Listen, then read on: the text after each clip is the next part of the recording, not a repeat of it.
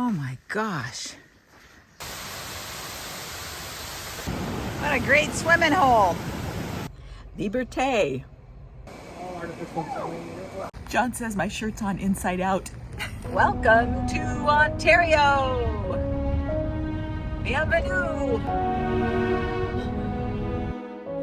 As much as we wish we could have spent time exploring Ontario's beautiful parks and wilderness areas, John and I had already stayed a week longer than expected, and we had to get to Iowa for the Ragbri bicycle ride. Canada's most populous province is not unknown to me. As a child, the family made several trips to Lake Temagami to retrieve my brother from his summer job at Windshift Canoe Camp.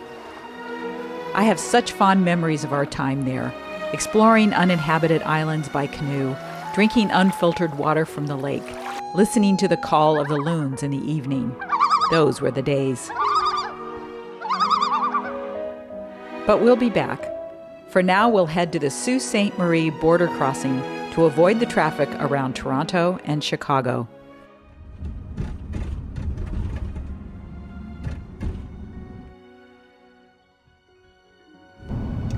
Fournier.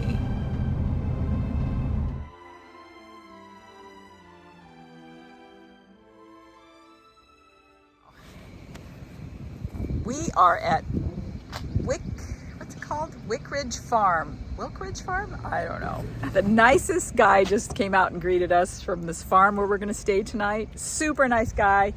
And in about an hour or so, he's going to give us a tour of his dairy farm. And I'm really looking forward to that because my grandmother had a small dairy herd. I never met her because she died before I was born, but she had it down in Alabama. And what a nice guy. So looking forward to a great night here in Ontario. And look at the corn across the way, John. That is tall. Before we left, our friends in Montreal, they said this is the best yogurt, much better than anything we can get. And they're right. It's called Liberté. It is delicious. Okay.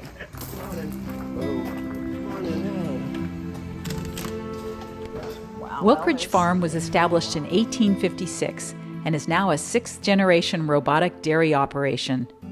They milk 70 Holstein cows and grow hay, barley, corn, and soybeans on 800 acres.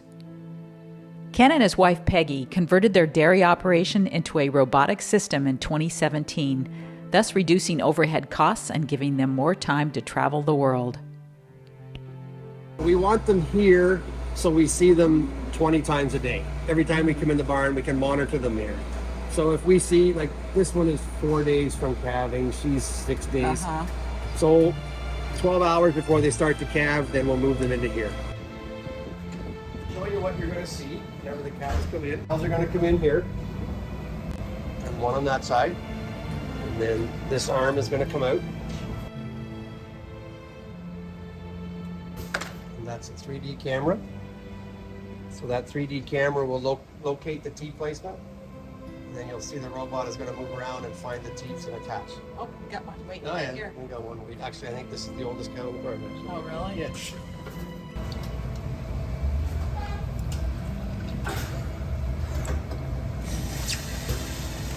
She doesn't look so full. Projected to give 22 pounds of milk. 22 pounds of milk from one milking.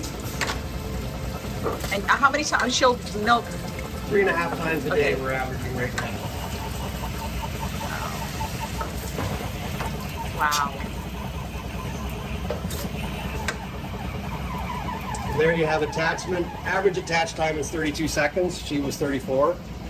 So you'll see here the different colors. Now they're all blue. Now they're starting to change colors. That means you have attachment. If it's not attached properly, after 30 seconds, it'll pull it off and put it back on. So right now what it's doing, you hear that? Yes. It's stimulating. It's washing. Yeah. There's a peroxide water solution that's washing the teats. And now it's like Yeah. it's getting them, because it's what that does is it releases oxytocin, which is the milk letdown hormone. This is really fascinating. Now you have all four blue. And what it's going to do when it's there, now you hear it. Oh, yeah, it's different.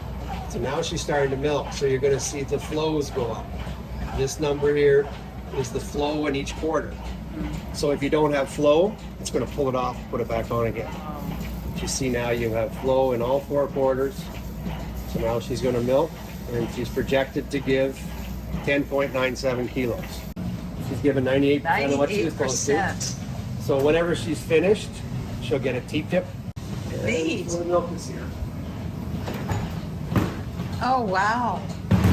She's almost done, so there's no milk going in. Yeah, So this is the milk from whenever this is from whenever she was washed, and the tip, so it's going down the drain. Oh, okay. It's separated to dump. This is the milk. That's We'll get the next one. How much cream will be in that? 5%? 4%. 4%.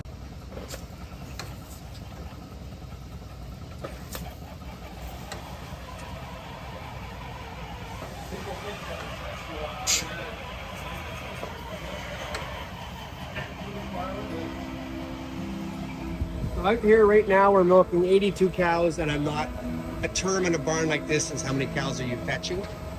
How many aren't coming to the robot? We're fetching no one. Morning, which we did this morning, we put the cows through this, it's called a foot bath. Oh, So they will be we will move them all to this side, put our shavings out, you'll see piled in the middle for the week, and then we put a formaldehyde 1 week and a copper sulfate every other week. Walk them through 4 inches of water for foot disease. Yeah. So the barn can milk 115 if we choose. As of right now, these are all bred heifers. These are all aged 15 to 24 months. They're all pregnant. And they just move out of the way?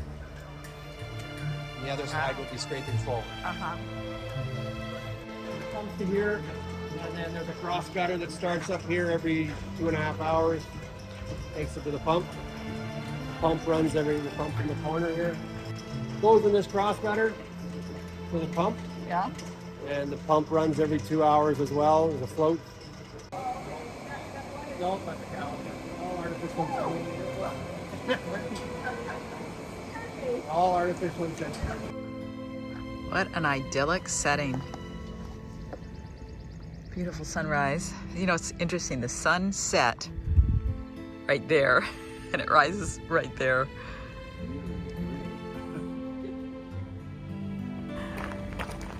John says my shirt's on inside out. You're gonna see a lot of that in another few days.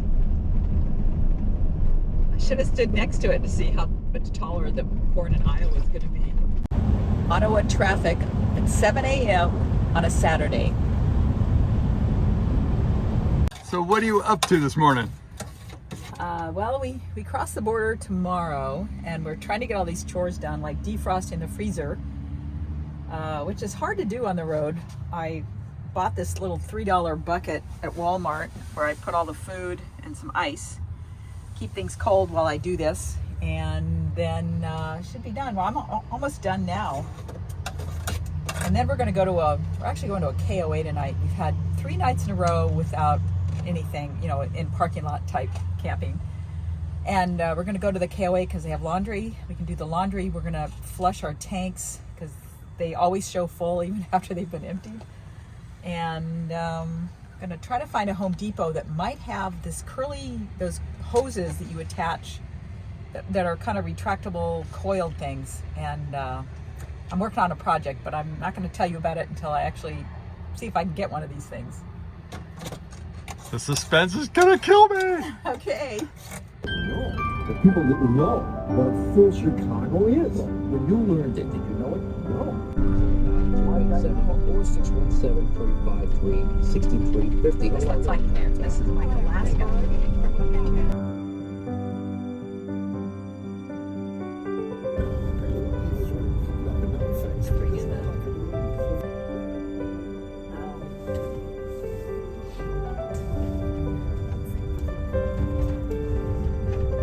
John spotted this price and quickly pulled in. Is it really $176 for diesel? That'll be the absolute lowest price we've seen.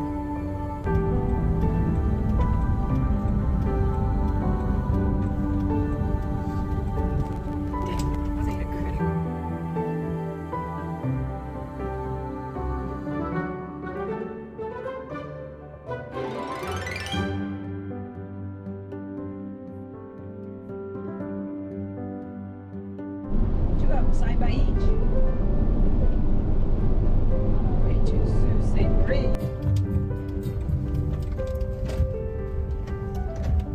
southwest. Oh, shut up. Yeah, it's even better. We just stopped for lunch at this really nice little rest area on 17. And it's right on the river, and there's a little waterfall over there. We're going to go hike and see it after we have lunch. But I do have one beef about signage in Canada. They don't tell you that there are rest areas coming up. So you see this little picnic table sign, and then it's like right there. And if you can't find them on Google Maps, and you can't find them, anyway, they're just really hard to find. I wish they'd have a little bit more heads up before you get past them. Serpent River Park is a roadside rest area on the south side of Highway 17. The 1.9-mile Kennebec Trail is located here, and there's also a short trail along the river to Kennebec Falls. It is a perfect spot for a picnic or to stretch your legs.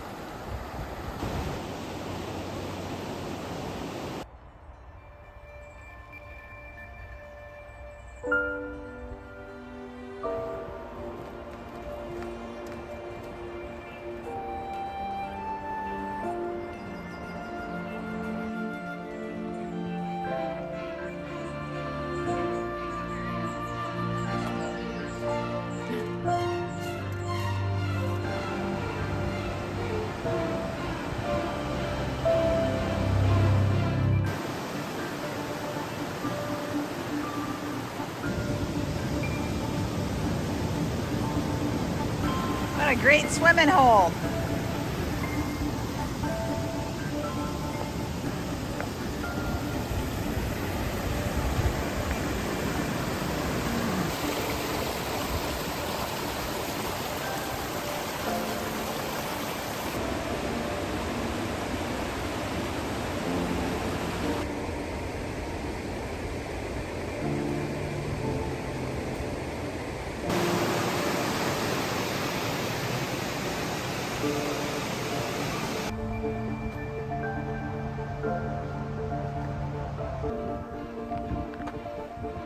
Kennebec Trail.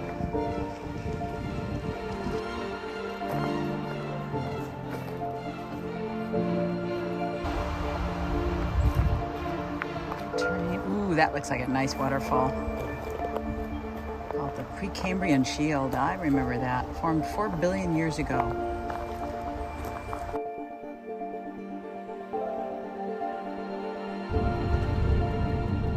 Turn right onto Frontenac Street, then turn left.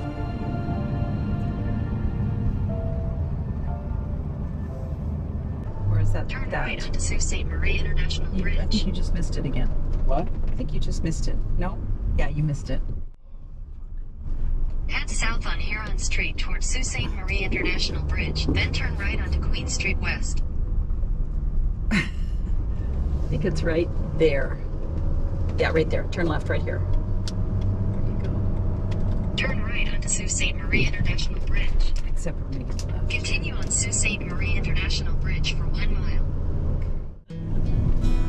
Look at that. That is something. The Sault Ste. Marie International Bridge is the 10th busiest passenger crossing on the U.S.-Canada border and the only land crossing for 700 miles.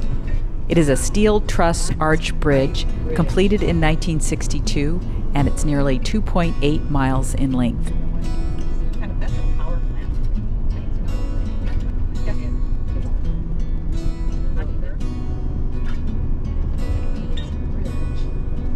I don't mind being gone on adventures for a while.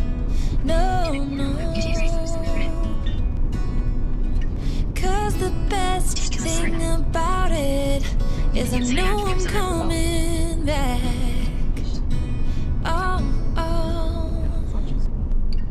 Of all the magic places in the world I've been to, this is where my heart is. Oh, you know it's true. No matter where I go, I'm coming home to you. Been walking down the street so many times, my feet know every brick and stone. Could wear a blindfold. No matter what I do, I'm coming home to you. And I don't know why, don't know why, don't know why I'm always feeling homesick. Oh, All I know, all I know, all I know is this is where my heart is. Welcome to Michigan. It says Pure Michigan. Oh, is that a rest area? We just spotted a Meijer right across the border. We're gonna go check it out. Once again, Meijer exceeded my expectations. Meijer had everything we wanted. And we gotta find a place to camp tonight.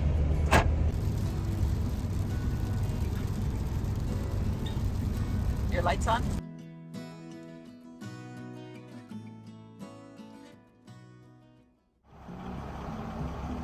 Okay.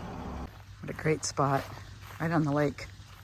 But lots of mosquitoes, so we have our defenses ready to attack. Anything zap that yet? Nothing zapped it yet.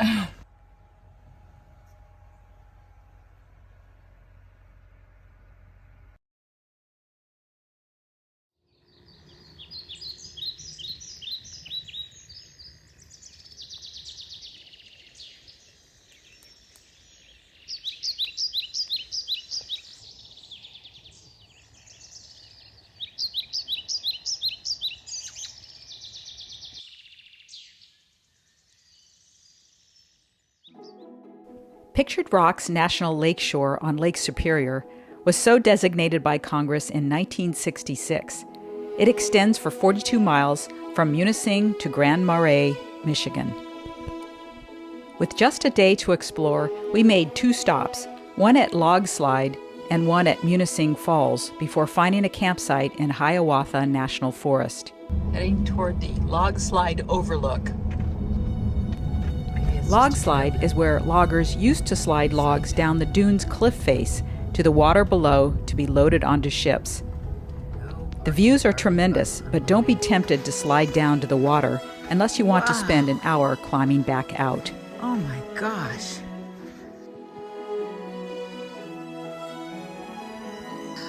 What, they shot logs down this?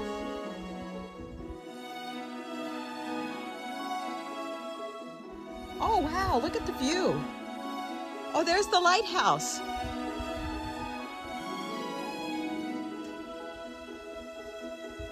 Yeah, you're gonna have to be in pretty good shape to come back up that hill.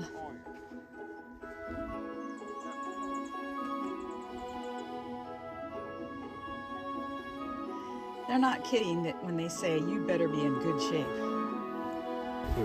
300-foot vertical drop. Yeah.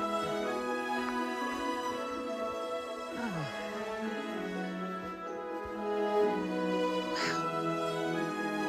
Wow. What a drop off.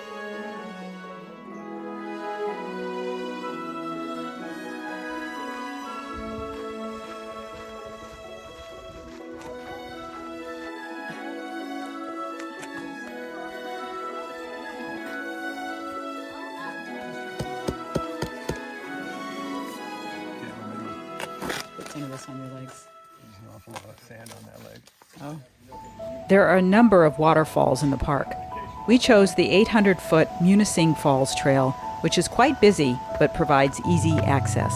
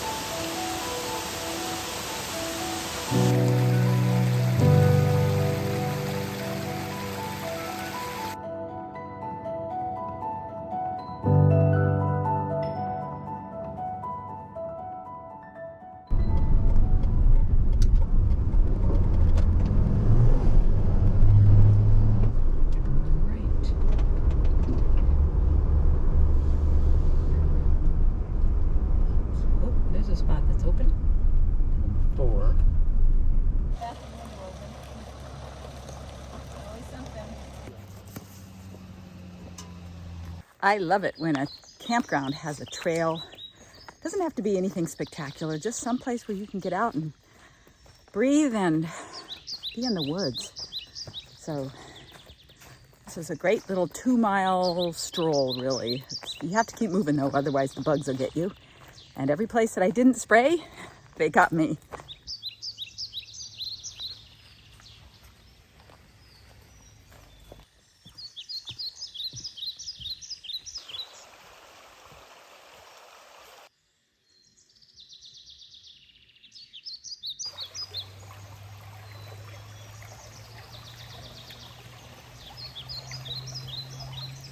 The best part about being back in the US is not being throttled with our data, because I am obnoxiously curious. And if I can't Google something like this bird this sign back there said oven bird, I want to find out, where does the oven bird get its name? It has a song that says, basically, they said it's teacher, teacher, teacher.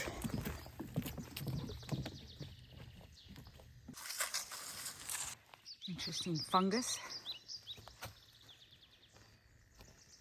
That one's red. Oh, never seen a red frog, toad.